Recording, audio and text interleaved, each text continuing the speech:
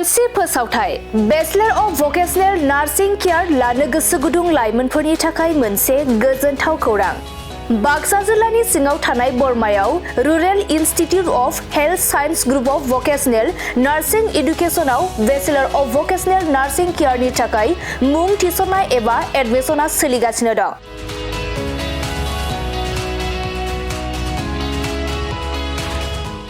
बे bachelor of vocational nursing केयाराव मुं थिसननो थाखाय फरायसाया जायखिजाया स्ट्रिमनिफ्राय एचएस आनजादखौ उथ्रिनाय जानांगोन।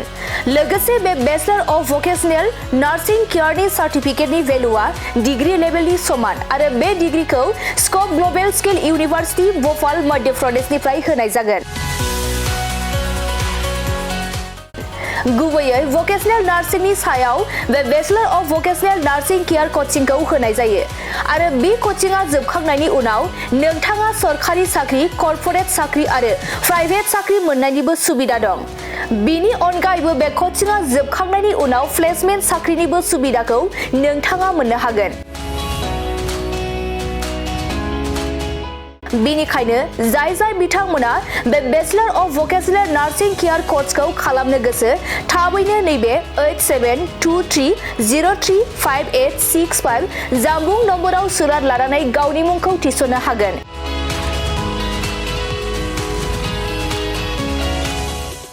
खुलुमबाय, आं नोंथांमोननो दिनै बे भिडिअनि गेजेरजों जोबोर मोजां मोनसे खौरां फोसावनो थाखाय लाबोनाय जादों।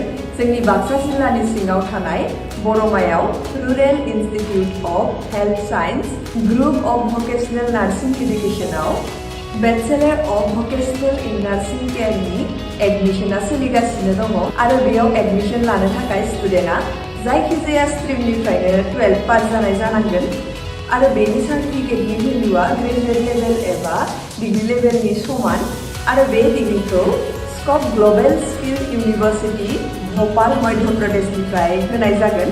स्पेसियली भकेशनेल नार्सिंनि सायाव बेस खालामनानै बे कर्सखौ होनाय जायो। कर्स कमप्लिट जाखांनायनि उनाव गभर्नमेन्ट जब, कर्परेट जब आरो प्राइभेट जबजों लोगोसे फार्दार मास्टार डिग्री खालामनो गोसोब्ला खालामनोबो हायो आरो बेयाव कर्स कमप्लिट जाखांनायनि उनाव प्लेसमेन्ट जबनिबो सुबिदा दङ। बिदिब्ला एथ' मोजां सुबिदाखौ जों मानो जोंनि आखाइनिफ्राय बारग'होनो? जाय बिथांमोना बे कर्सखौ खालामनो गोसो होनाय नाम्बाराव थांनानै थाबैनो कन्टेक्ट खालामदो आरो गावनि सिटखौ बुक खालामनानै गावनि फिउचारखौबो ब्राइट खालामदो। Thank you.